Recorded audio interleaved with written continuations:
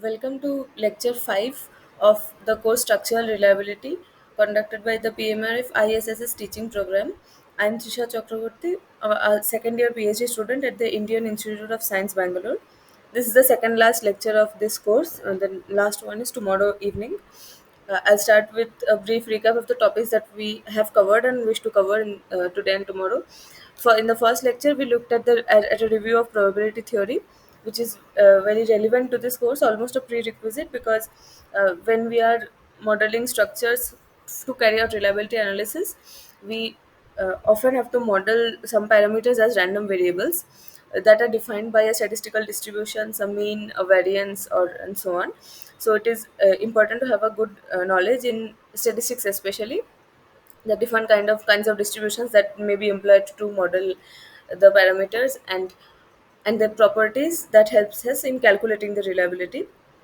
Then in the second lecture, we have defined limit state functions and derived partial safety factors.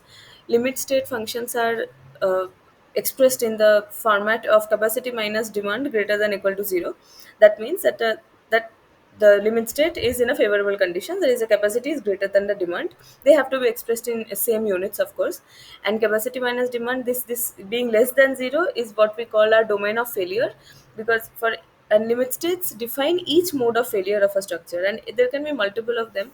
Even a physically single element like a beam can have multiple limit states, like the yield stress at any point. Suppose a flexural limit state developed at any point, should any cross section should not be greater than the yield stress. Then there could be that deflection at the midpoint or at the tip of a cantilever beam should not exceed a certain limit.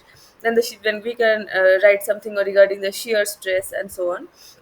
So that's how we define limit states, and the partial safety factors are part of, they are a product of limit state design, where we apply a safety factor on the capacity and a safety factor on the demand, and then we write the limit state as factored capacity minus factored demand should be greater than equal to zero. And for factoring the capacity, we put a limit state, we put a partial safety factor in the denominator to reduce the capacity. That, like, if my steel has suppose my steel material has a capacity of 250 MPa, and I have to calculate the yield, calculate the bending stress capacity, and then I will divide it by a factor like 1.1 or 1.25, so that I'll not allow my structure to reach its limit capacity. And on the load, on the other hand, or on the demand, we apply the partial safety factor in the numerator, we multiply it. So if I'm expecting a wind load of say 10 kilonewton, I will multiply it with something like 1.5 say, and I'll design it against 15 kilonewton. So I'm designing against a greater demand than I expect, and I'm not also allowing the demand to be greater than than a fraction of the capacity. So both of these are working on making the structure safer. So that is, from these partial safety factors, is this reliability arises automatically. And if suppose we have the capacity and demand and I have the factors, there is an inherent reliability in the system, which we can calculate using some methods. And for these methods, there are these two types. The first types are the numerical methods, simulation methods for studying reliability, with a special emphasis on Monte Carlo set methods. And the second are the second moment and transformation methods for studying reliability. So this simulation methods for studying reliability we have looked at in lecture 4 previous week. There we were no, there basically we were invoking statistics that if we simulate a system, if we generate a system randomly a large number of times, and we note down the number of times each limit state passes and fails. So the number of times one limit state fails divided by the total number of times we have generated the system will give us a probability of failure, provided that the number of times we have simulated is large enough. Of course, if we just simulate a system 5 times and it fails once, we cannot say that 1 by 5 is the probability of failure. But if it's generated it 1 million times or 10 million times, then it will gradually converge. So that is what we have studied in last class, and today we'll look at the analytical methods. There are two kinds of methods here also: the second moment methods and the transformation methods. Second moment is a kind of is a kind of representation of a random variable with only its first two moments, the mean and the variance. We have looked at that the first moment is the mean, and the second moment about the mean is the variance. So those two, even if we ignore the higher order moments like the skewness, the kurtosis, we can get a decent idea about a random variable if we know the first two means. And transformation methods, there are certain transformation methods like the Hasse-Lind, the Rosenblatt, and the NetF transformation that help us mathematically calculating reliability. So we look at that today. And in the last class tomorrow, we look at system reliability. So far, whatever we are doing with a single limit state, not even a single element. We are doing with a single limit state. So if I'm considering a beam, I'm only looking at the, say, the flexural limit state or at the deflection limit state. We are not looking at all of those together. But in reality, whatever we see, every element is a combination of multiple limit states, and the structures that we see are a combination of so many elements as well. So there are so many limit states involved in a system, and when we are modeling it reliability wise, we need to know how the limit states are connected logically. Like if, for example, connected in series means that both the limit states connected in series, two if two limit states are connected in series, this is a logical connection, this is not a physical connection. It will mean that only if one limit state fails, the system itself will fail. And on the other hand, if it is a purely parallel connection, it means that both the limit states have to fail for the system to fail.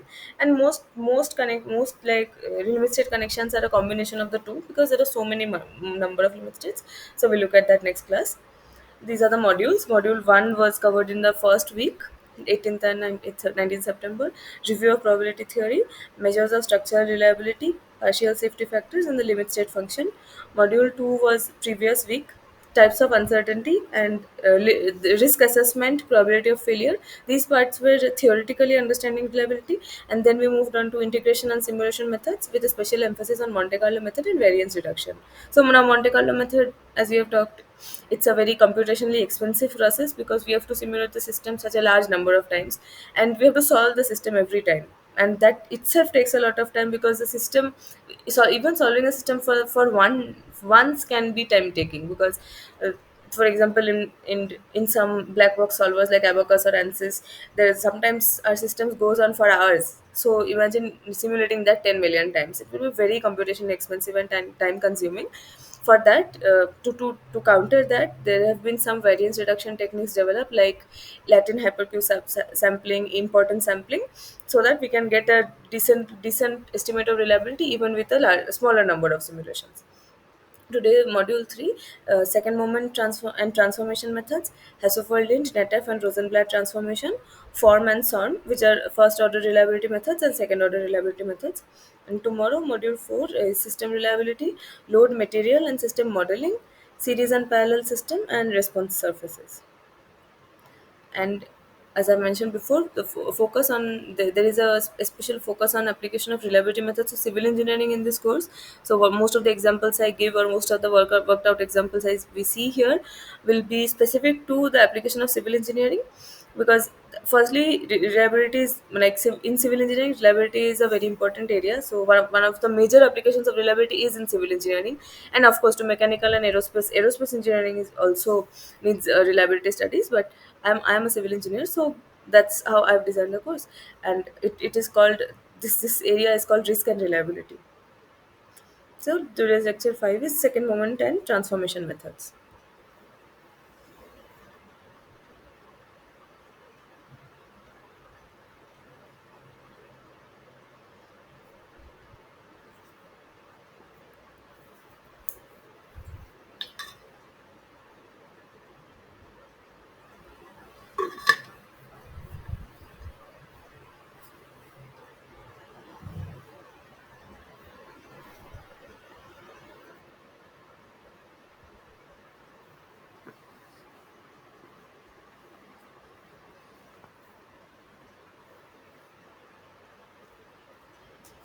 Introduction. Rather than using approximate and numerical methods to perform the integration required in the reliability, as in reliability integral, as in lecture 4, to check or analyze or assess the safety of a structure. In this lecture, the probability density function fx of this will be the x vector in the integrand will be simplified. So here what we did was we had a complicated, we always a reliability expression, the probability of failure expression is always shown in the term of a joint probability density function, which has the vector of all the basic random variables in its as its parameters, and we have to find the integral of that probability density function, the multidimensional integral over the failure domain. That is where the capacity is less than demand, and capacity and demand are they are that expression is expressed in terms of these basic variables x. X is a vector. So in the previous class, what we have done, that the numerical the simulation methods is what they do is they ignore the complicated integration expression, and they just simulate the system and solve it again and again. But that is a brute force kind of method. But these are analytical methods where the integral will no doubt be very difficult to evaluate, but we'll look for ways to simplify the integral and solve the integral rather than going for a simulation method. The special case of reliability estimation or checking, in which each variable is represented only by its first two moments, that is by its mean and standard deviation. So mean and variance and mean and standard deviation are the same thing, because standard deviation is the square root of variance. This is known as a second moment level of representation. Here, we are not going to be concerned about the distribution of the variable, the full probability density distribution of probability density function of each of the variables. Rather, we'll just see that for each variable, we'll assign a mean and a standard deviation, and that will be it. Higher moments, which might describe skew and flatness of the distribution, the skewness and kurtosis that we have studied earlier, they are ignored.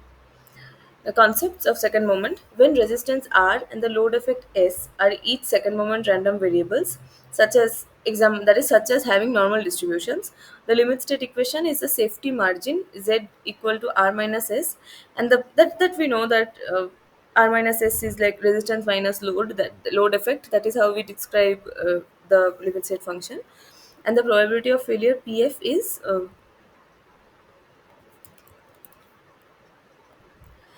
so PF is, this is a normal CDF of minus beta, where beta is mu z by sigma z. So z is this R minus z. So mu of this expression and by divided by standard deviation of z, where beta is the safety index and this capital phi is a standard normal distribution function. So that is a CDF, standard normal CDF, for which we have tables.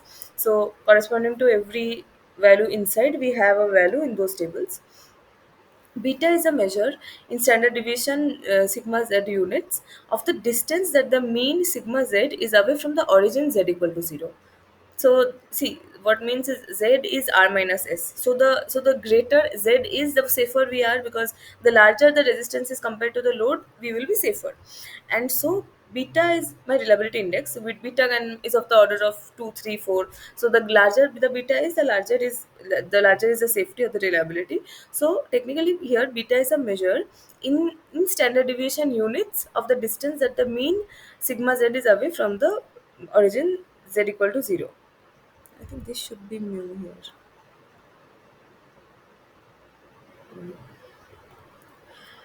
The point marks the boundary of the failure region. Beta is a direct, if imprecise, measure of the safety of the structural element, and greater beta represents greater safety or lower nominal failure probability PFN. For convenience and for clarity, in what follows, the notation PFN is used to refer to the nominal probability estimate, that is that calculated using second moment and other approximations. The above ideas are extended in the case where the limit state function is a random variable consisting of more than two basic random variables. If this limit state function is g of x equal to a naught plus a1 x1 plus a2 x2 plus a n xn, x's are the random variables, and they can be part of the capacity or the demand. In general, however, the limit state function gx equal to 0 is not linear. In this case, the first two moments of gx are not readily obtainable. The most suitable approach is to linearize gx equal to 0. So if we can express the limit state as a linear function, we can find out the mu z and the sigma z very easily, assuming all of them are normal random variables. We know that the normal distribution, if we add or subtract normal distributions, or if suppose I have three random variables x, y, and z, and I write a new random variable w equal to ax plus by plus cz, where a, b, and c are constants, we know that the mean of w will be a into the mean of x plus b into the mean of y plus c into the mean of z, and the standard deviation will be a square into the standard deviation of x plus b square into standard deviation of y plus c squared into standard deviation of z. This is a property that is followed only when it is a linear combination. We cannot write x square or y square here. Then this formula will not hold. And xyz all have to be normal random variables. Then w will also be a normal random variable with the mean and standard deviation calculated as I said. So this is a graphical expression representation. X1 is one random variable, x2 is another random variable, and this is my gx. Okay, gx is actual limit state. Suppose it is not linear in x1 and x2. Then I make an approximation here. This is a linearized approximation, and then this is the origin, and I want to find how far away this is. So these are the contours of fx. So this contour is what we are concerned about. This is the outside, this is the safe region, this is the failure region. Second moment transformation, first order second moment theory, FOSM, the Haushofer-Lynch transformation. First step is we need to transform all variables to the standardized form. That is it, on normal distribution 0 and 1. Mean will be 0 and the variance or standard deviation will be 1. Using the well-known transformation, that suppose my basic variables are xi, I convert and I know the mean and standard deviation of each of them. So mu xi and sigma xi are its own second moments, and I get a standard normal basic variable corresponding to xi, that is given by yi is xi minus mu xi divided by sigma xi, where yi here will have the mean of 0 and standard deviation 1. You can calculate that by, because we know the properties of, like the properties of normal variable, normal distributions, we can find that out.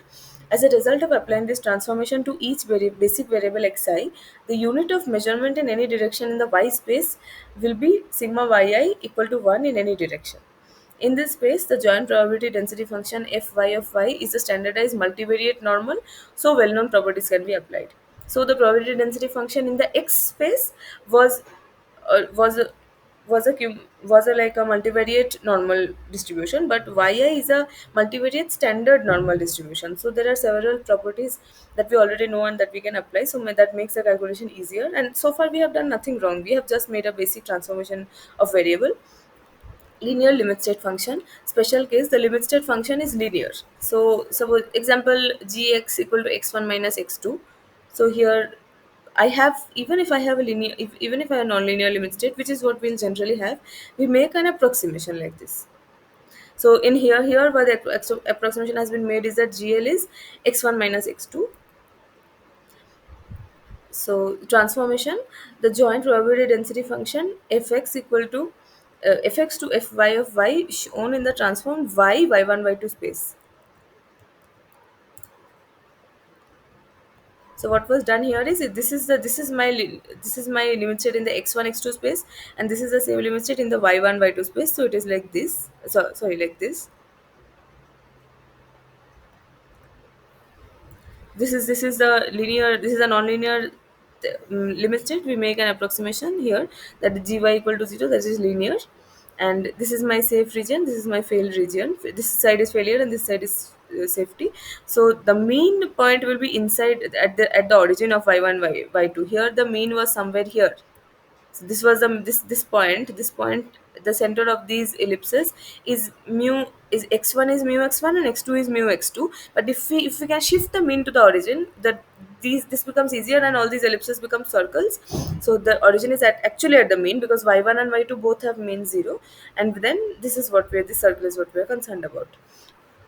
And this is another graphical representation. Suppose this is a probability density function, then, and this is 0, then this is beta. So the far, and this is my limit state. So the far the limit state is from this point, from this mean, the safer my structure, my system is, because the area under this part to the left of gy is the failure probability. So the more it shifts, more the limit state shifts towards left, the safer my system is. By well-known properties of the bivariate normal distribution, the marginal distribution is also normal. So shaded area represents the failure probability. PF is Q is phi of minus beta. Note that sigma equal to 1 in the beta direction, since normalized y space is being used. The distance beta is perpendicular to the v-axis and hence is perpendicular to gy equal to 0. Uh, this is the v-axis. Okay, v is the variable of integration. So This corresponds to the shortest distance from the origin in the y space to the limit state surface gy equal to 0. More generally, there will be many basic random variables I equal to 1 to n describing a structural reliability problem. So what we have to do is beta is the minimum of sigma yi square, I goes from 1 to n whole root, so minimum y transpose y to the power half. This is a matrix algebra expression. Y transpose into y is exactly this, and that is subject to a constraint of gy equal to 0, where the yi represents the coordinate of any point on the limit state surface. And this is a mathematical formulation. Let ci be lambda into dyi. So this is the partial derivative where lambda is an arbitrary constant. The total length of the outward normal is L equal to sigma ci square over all I to the power half, and the direction cosine alpha I of the unit outward normal are then alpha I equal to ci by L. With alpha I known, it follows that the coordinates of the checking point are yi star equal to yi equal to minus alpha I beta. These are mathematical rigor. The equation for the hyperplane gy equal to 0 can be written as gy is beta plus ai yi. So alpha I y, so alpha 1 y1 plus alpha 2 y2 and so on up to 0, up to n equal to 0. So the limit state capital Gx is beta minus sigma alpha I mu xi by sigma xi. Now I'm transforming it back to the x space. This was a limit state in terms of in the y space. I'm transforming it back. So since y equal to x minus mu x by sigma, that is what we are doing here. Y is x minus mu x divided by sigma, and we separate out the terms. So because this one is dependent on x, this part is a constant, so we write this constant as beta 0, and this ratio constant ai by x, sigma xi, that depends on I, so we write that as bi xi, which is again a linear function. Also, beta can be directly determined from the coordinates of the checking point y star. So beta is minus y star transpose alpha. For a linearized limit state zx equal to gx, estimate beta in x space. I'll wait for 5-10 minutes so you can try it out.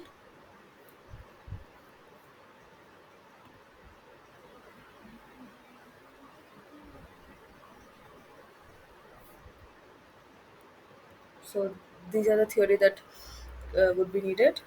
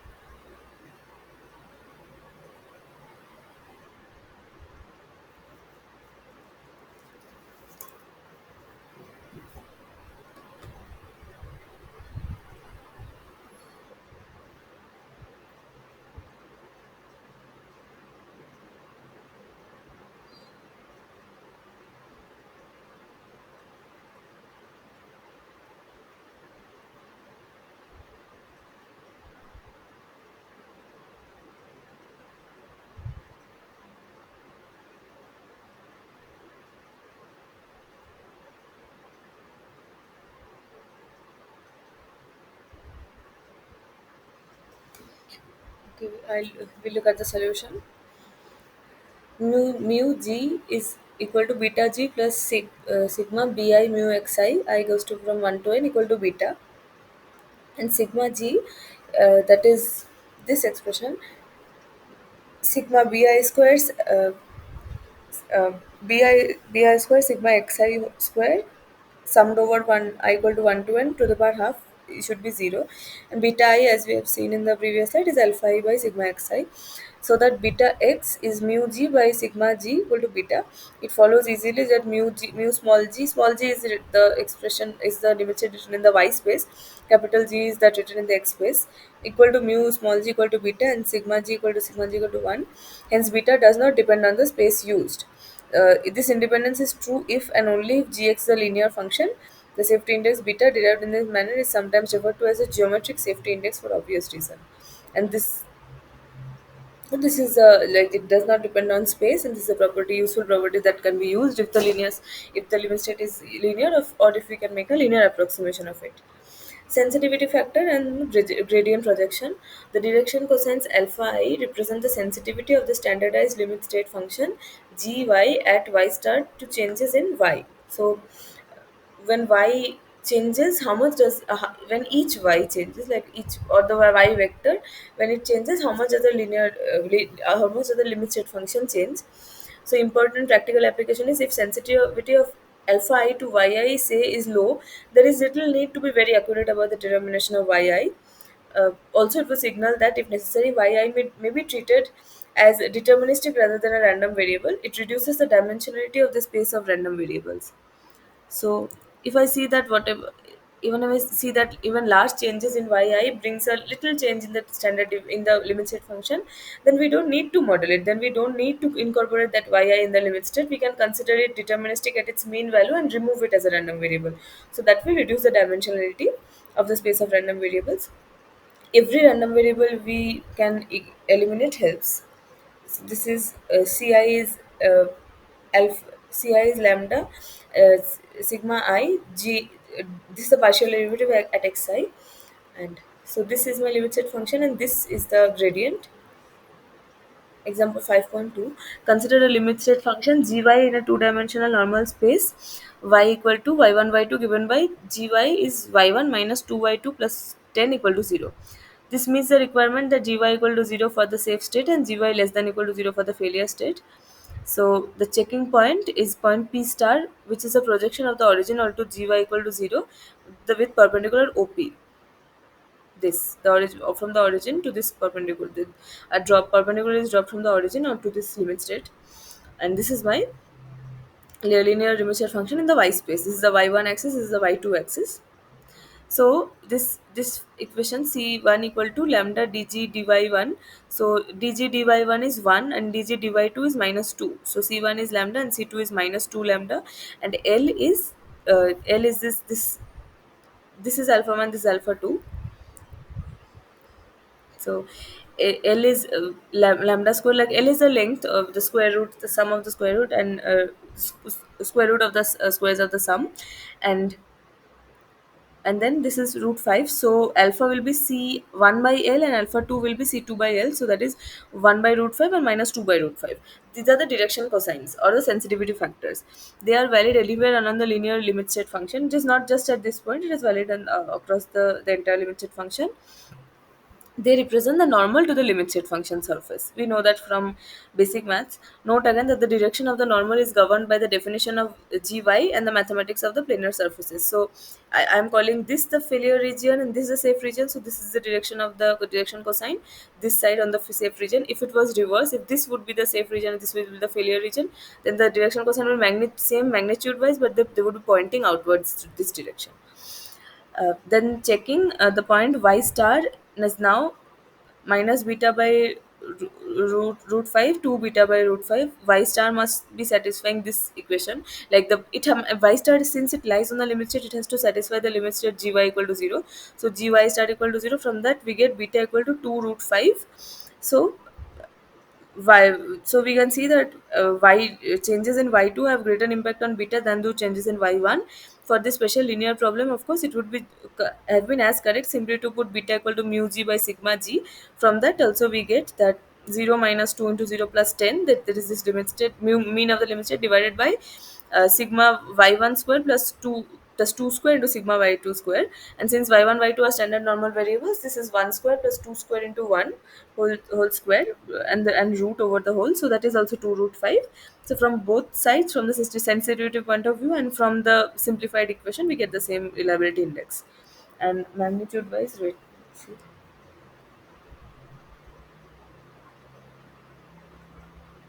2 into root 5 is 4.47, and that is quite a logical and sensible estimate of.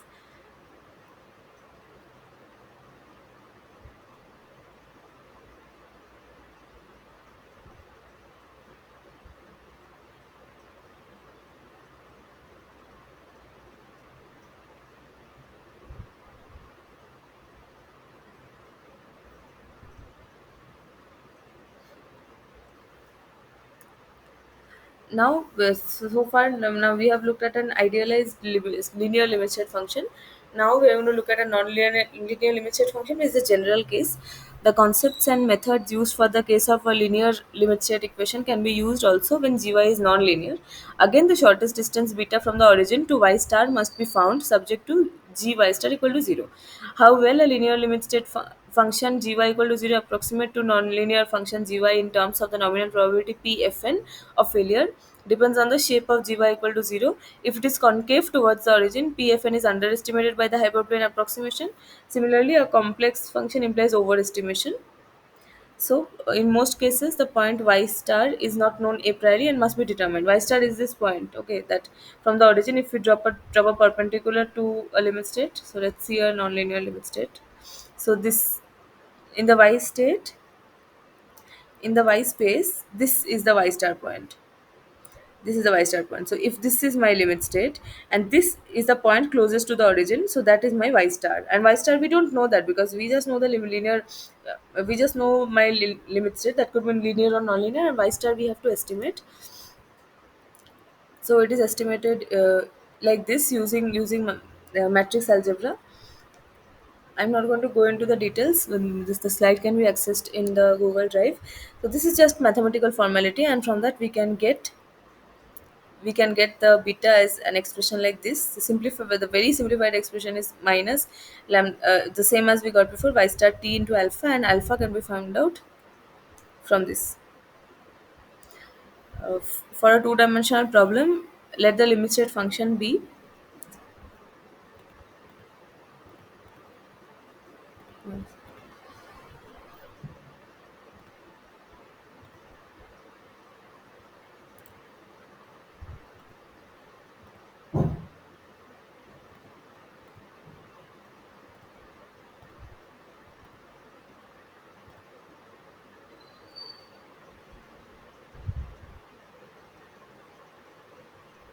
Let this be the limit state function. You can see that this is not a linear one. This is a parabolic one in y1 and y2. The distance is calculated using the formula above, like this.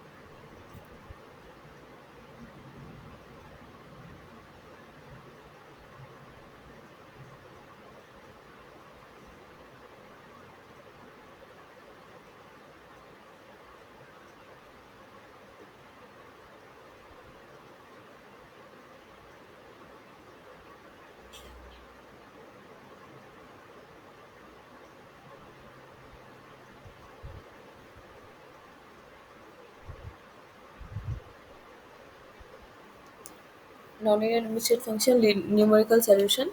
For some situations, principally those with large number of basic variables or having complex limit state equations, a numerical approach may be preferred. When the constraint is linear,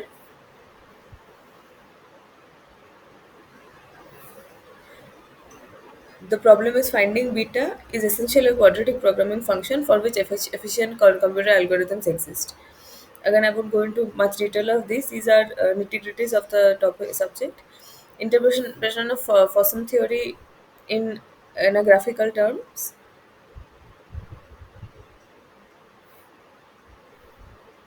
These are the limit states, and the beta 1, beta, these are the safety index of the different limit states.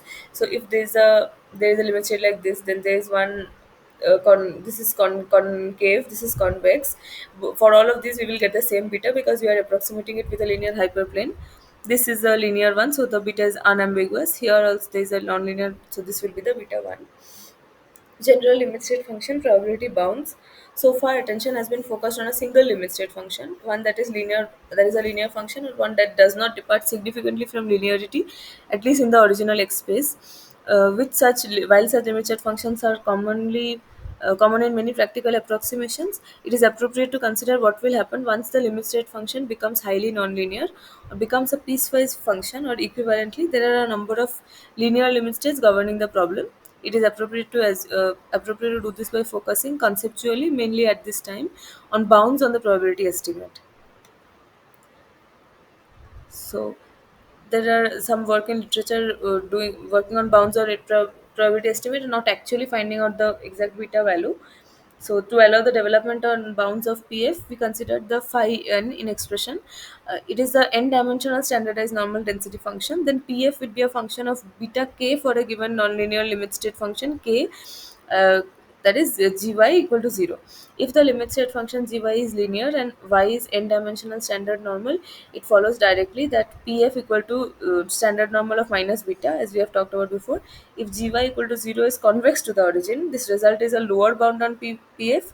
If gy equal to 0 is concave to the origin, it is an upper bound on pf. So you can understand that if this is my failure region and this is a safe region, if it is this, then we are underestimating the failure region, and if it is this, we are overestimating the failure region. So this is what is meant by this statement. Beta in the standardized normal variable space y of Fossum theory measures the distance of the point on the limit state function closest to the origin. Then an upper bound on pf is given by the probability content outside a hyperspherical limit state function with radius beta centered at the origin of y space. Now we move on to first order reliability methods form as simple transformations. In the discussions so far, only the first two moments of each variable have been considered in the calculation of the failure probability. However, if information about probability distributions is available or some or all of the basic variables, it would be sensible to incorporate it into the reliability analysis if possible. Of course, the more we know about basic variables, the more information we should incorporate to get a more accurate estimate. One way of doing this is to not transform non-normal distributions into equivalent normal distributions. For example, if the random variable x has a log normal distribution with mean mu x and variance sigma x square, the transformation to an equivalent variable u is given by u equal to ln x with mu u nearly equal to ln mu x and sigma u square nearly equal to vx square, where v for vx less than equal to less than zero point 0.3, where vx is the coefficient of variation. There is a standard deviation divided by the mean. If u is then converted to the standardized normal random variable y, then y equal to u minus mu u by sigma u. This may be approximated by y equal to ln x by mu x whole by vx. This part is like once we have mu as as a normal variable, not a standard normal variable, we can convert it into a standard normal variable y. It was x that had some other kind of distribution, and we are converting it into a normal distribution. It follows that the original variable x can be represented in terms of the standard normal variable y, and the first two moments mu x and sigma x equal to mu x vx, as x nearly approximately equal to mu x exponential y vx. This can be done for some other non-normal random variables as well. Evidently, if the transformation variables are transformed, the limit state function gx must also be transformed to the y space. Usually, the transformation yields a nonlinear gy equal to 0 function. Now we look at the Rosenblatt transformation.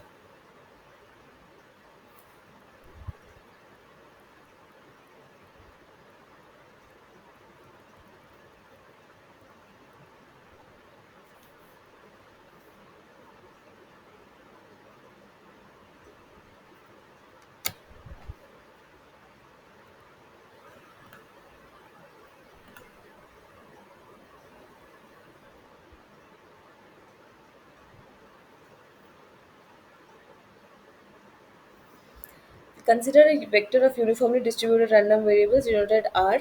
Let these be the intermediaries between the random variables in the original space, represented by vector x, and the standardized normal variables represented by the vector y. Provided the necessary data for the joint probability distribution function fx of x and its conditional distribution if xi given x1 up to xi minus 1 is available, the Rosenblatt transformation in the n-dimensional space becomes phi of yi is r1, it is f1 x1. Phi of y2 is conditioned on x1, so it is r2 is f2 x2 given x1. Then phi of x3 will be conditioned on x1 and x2. Similarly, y up to the phi of yn is rn, that is fn. This is a CDF. Xn given x1 up to xn minus 1, where phi is the standard normal cumulative distribution function for y, and fi is xi given x1 up to xi, the conditional cumulative distribution function for the random variable xi. The component variables yi can be obtained from the successive inversion. So we work from the top to the bottom. So yi is inverse normal CDF of f1 x1. Y2 is the inverse normal CDF of f2 of x2 given x1, and so on. In general, the valuation will need to be done numerically. Similarly, the inverse transformation is obtained. So x1 is, if we work this side, so x1 is inverse CDF of normal CDF of y1. So f1 inverse is this, see here phi is also a normal CDF, and f is is a CDF of whatever distribution function is there. So these are both inverse CDF kind of expressions. Before the above transformation can be incorporated into an iterative algorithm, it is necessary to determine the transformation of the limit state function from gx equal to 0 to gy equal to 0. A probability density function defined in the x space is transformed to the y space according to uh, probability identities. This transformation also holds for the relationship between any continuous functions in x and y, and in particular, it also holds for gx. So gx equal to small g of y into j, where j is in the determinant of j, where the Jacobian j has the elements jij equal to partial derivative of yi by partial derivative of partial derivative of yi with respect to xj.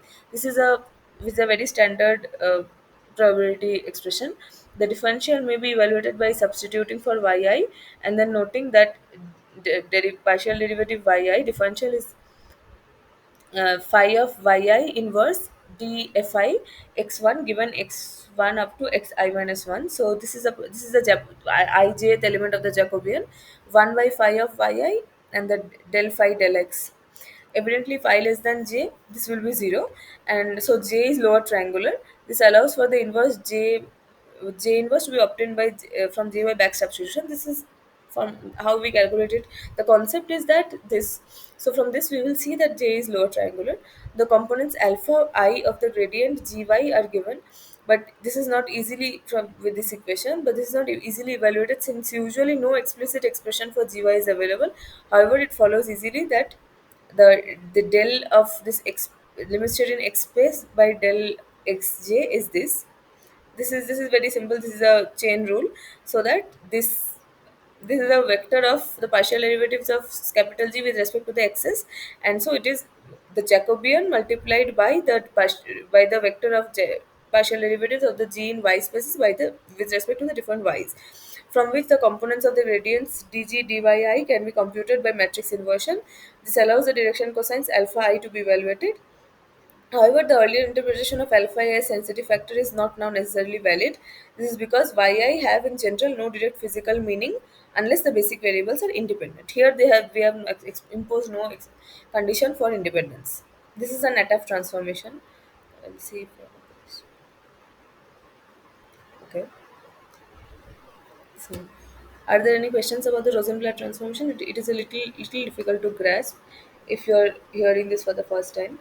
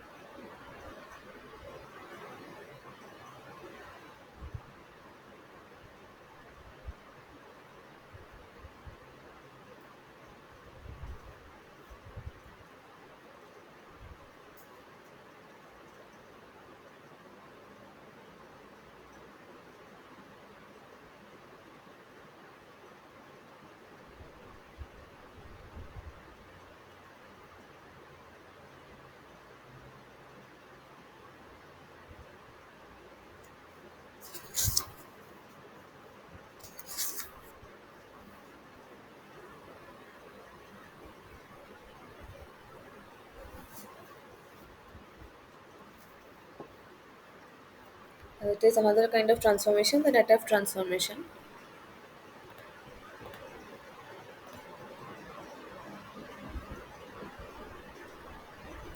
In some cases, only the marginal cumulative distribution function fxi goes from 1 to n unusual, and the correlation matrix P equal to rho ij are available instead of the complete joint distribution function fx of x. It is now not possible to apply the Rosenblatt transformation since the conditional distributions are required. So, for to apply the Rosenblatt transformation, we need each cumulative distribution function of all the basic variables. If we don't have it, we go for the Natif transformation. However, some of the ideas can be used in part to create an approximation based on a joint normal distribution into the complete distribution fx of x. As will be seen, this has the advantage that it generates immediately the random variables formulated in the n-dimensional standard normal variable space y. Consider the marginal transformation from the random variable x equal to x1 up to xn in x space to the standardized normal variables y equal to y1 up to yn in y space, given by yi is inverse CDF, inverse CDF normal of fxi of xi, as we have seen before.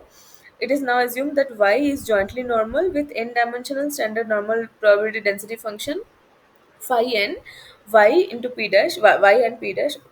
Phi n is a function of this having zero means, unit standard deviations, and correlation matrix p dash. P was the correlation matrix of x and of the x, and p dash is the correlation matrix of y.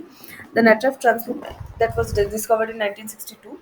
The approximation for the joint probability density function fx is then given by it is connected with the Jacobian, where J Jacobian is the determinant of the Jacobian necessary due to the usual rules for transformation of random variables. So, determinant of J is fxi of fx1, fx1, fx2 of x2 up to fxn of xn divided by the phi of yi, phi y2, phi yn. Thus, fx is forced to be a unique n-dimensional joint density function. The only matter left for resolution is the definition of the correlation matrix P dash. It would be expected that this should be related to the correlation matrix P, of course, in the space. For convenience, we introduce a normalized random variable zi equal to xi minus mu xi divided by sigma xi. Then for any two random variables, the correlation between xi can be stated as this. Rho ij of the original correlation matrix, we know that the correlation coefficient is COV xi of xi xj divided by standard deviation of xi and multiplied by standard deviation of xj. This is the correlation between two random variables, any two random variables xi and xj. There is the expectation of zi zj, that can be shown in form of a two-dimensional integral with yi and y2 as yi and yj as dummy variables. From this expression, in the terms of the correlation matrix, P dash can be determined for each pair of marginal distributions with known P equal to rho ij. Clearly, it will be an iterative and rather tedious process as the unknown is contained within the double integral but readily programmable. So this is an approximation for which results are available. So exponential distribution in general, then it is generally the case that r goes from 0.9 to 1.1. So in view of that fact, uh, the the correlation structure can only be cannot often be determined with high precision, but it can have approximations. So let us look at an example. Let two random variables x1 and x2 have identical exponential marginals with mean 1 and correlation coefficient rho 1 2 equal to rho equal to 0.25. So we know that this is the CDF expression of exponential. Fxi is 1 minus exponential minus xi, and this is the probability joint is it is the probability density function exponential minus xi. To obtain the approximate probability density function according to the Natas transformation, we have to apply the expression that we saw in the previous slide. This requires knowledge of rho dash equal to r into rho. So from that we get an expression like this, and from the previous slide we know that phi 2 is y into rho dash. This is the expression, and substituting this, the mean and standard deviation values provide this. To complete the probability density function, the Jacobian is required. So the numerator is given by the probability marginal probability density functions of the exponential distribution, and the terms in the denominator are obtained from the standard normal distribution n01 as this. This is the standard normal PDF, as we know. The CDF does not have a analytical expression, a closed form expression. So this is how it can be calculated. Consider the problem in which the limit state function is gx is 6 minus 2x1 minus x2 equal to 0. That is, the random variables x1 and x2 are actions because they are negatively related, with x being rather highly correlated and having the joint probability density function this. I'll wait for 5 minutes.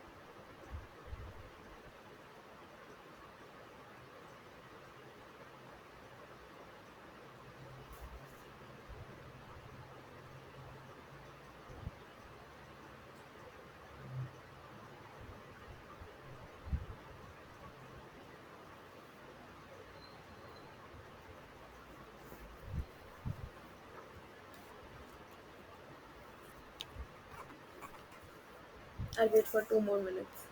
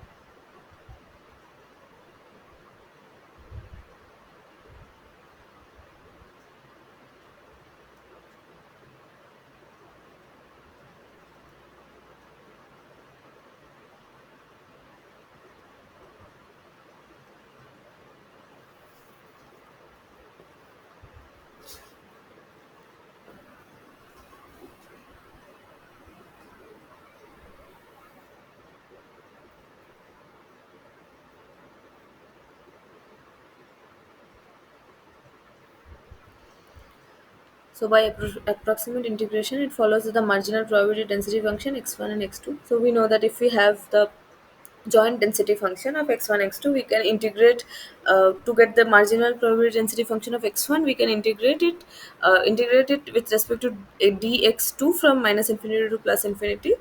From that we get this fx1 as this, and fx2 similarly we have to integrate out x1 from minus infinity to plus infinity. While the joint cumulative distribution function is this, we have to integrate that from minus infinity to x1 and minus infinity to x2 jointly. Substituting into the first and second lines of the Rosenblatt transformation, it produces this phi of y1 is f1 of x1, 1 minus exponential minus ax1, and phi of y2 is 1 minus 1 plus x2 by a exponential minus bx2 minus x1 x2. The limit state function becomes gx is 6 minus 2 f1 inverse this and f2 inverse this. This is the Rosenblatt transformation working on this expression. This there is a 2 here because this is the x1 and this is the x2 part. The expression can be only evaluated numerically. For example, if a1 a equal to a1 and b equal to 2 and x1 equal to 1, then this is the expression. So from that we can calculate the Jacobian, and then from the Jacobian this is a lower triangular matrix because this will be 0. J inverse is this, and then the algorithm can be used. This is a graphical representation of this problem. And let the trial design point be, we have to, like, there will be a design point, we have to assume it, then we have to go iteratively. So from that we can calculate the phi y1 as 1 minus exponential minus 1, and phi y2 equal to 1 minus 1 plus this is 4 exponential minus 12, and this is a Jacobian numerically. And we find out the direction cosines, and then we calculate the beta as y to the power half as 4.02. Then what we do is we substitute these values again, and we again go for it, and then we have to calculate the beta again and again till we find a fair level of convergence.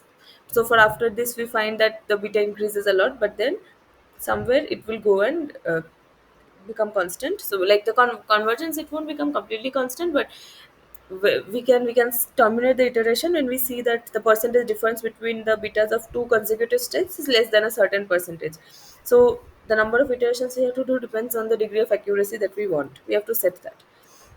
Second order reliability methods, SORM. From the above discussions, it should be clear that approximating the limit state surface by a linear surface through a Taylor series expansion may not be satisfactory if the limit state function has significant curvature. Even for a linear limit state functions in the original space, a nonlinear limit state may be the result when the reliability problem is transferred from its original to the standard normal space.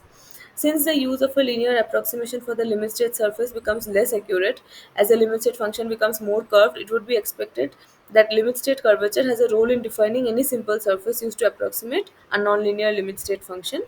Various ways of doing this has been proposed in the context of second moment approaches and developments.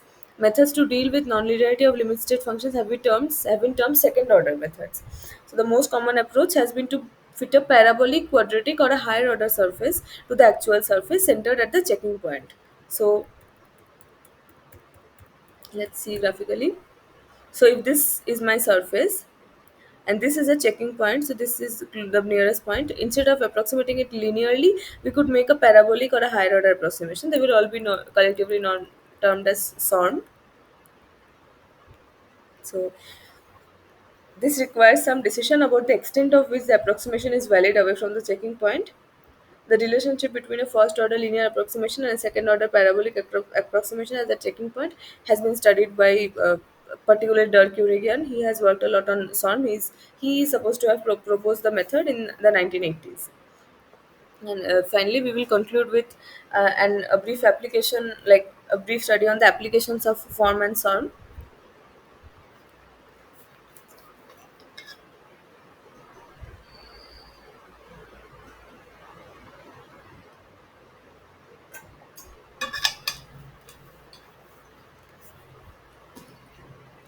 The Fossum method in particular has proved very popular with those wishing to obtain probability statements about particular problems with relative ease. The procedure to determine the safety index beta is straightforward even for nonlinear limit state functions.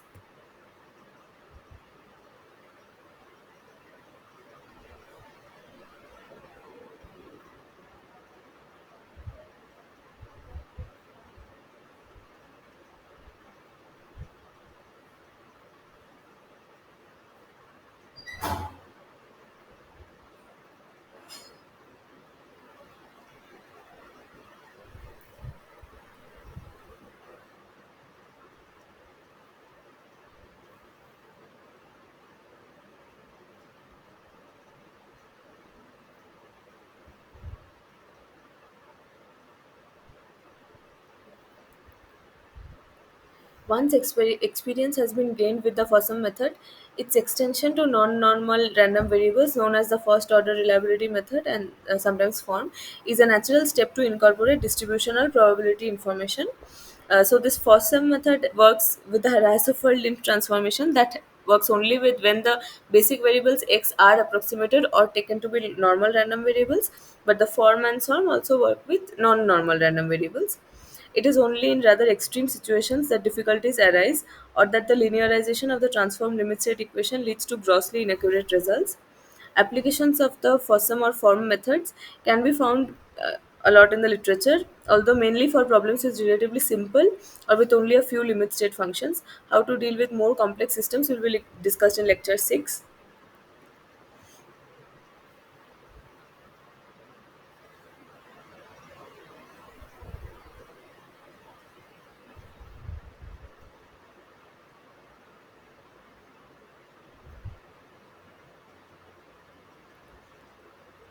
Both the Fossum and the form methods require the use of derivatives of the limit state functions. For the simple examples, explicit expressions could be obtained for derivatives. But however, more generally, when the limit state function is complex and or dependent on structural behavior analysis, resort may have to be made to numerical procedures. This will have a significant effect on the amount of computation necessary as the number of basic variables increases.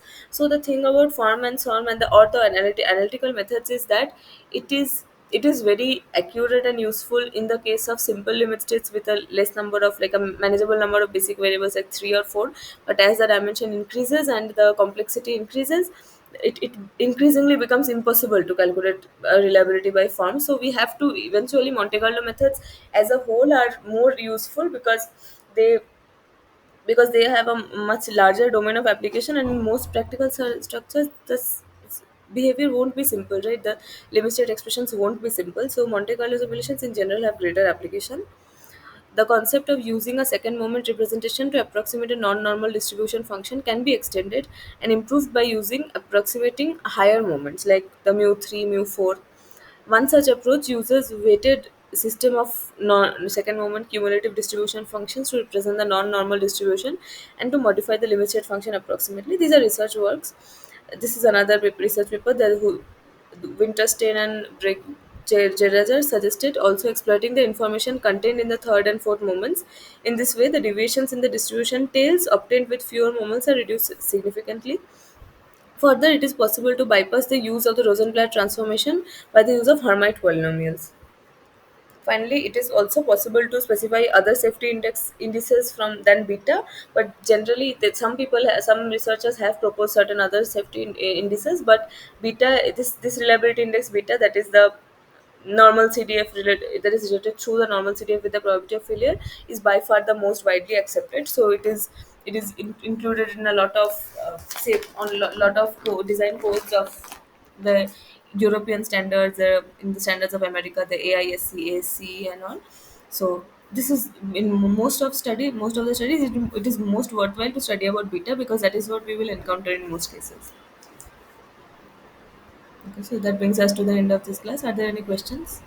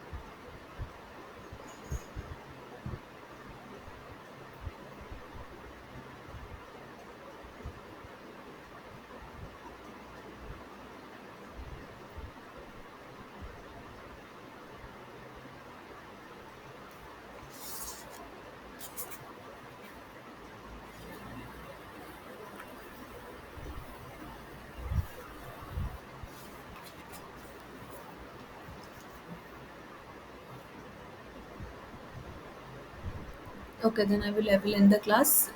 The, the last lecture is tomorrow about system reliability.